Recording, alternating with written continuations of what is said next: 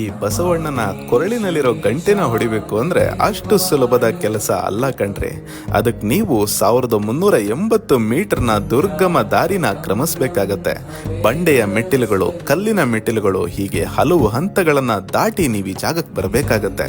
ನಿಮಗೆ ಮೊದಲು ಒಳಕಲ್ಲು ತೀರ್ಥ, ನಂತರ ಶಿವ ಮತ್ತು ಪಾರ್ವತಿ ಮೂರ್ತಿ, ನಂತರ ಕೊನೆಯದಾಗಿ ನಂದಿ ವಿಗ್ರಹ.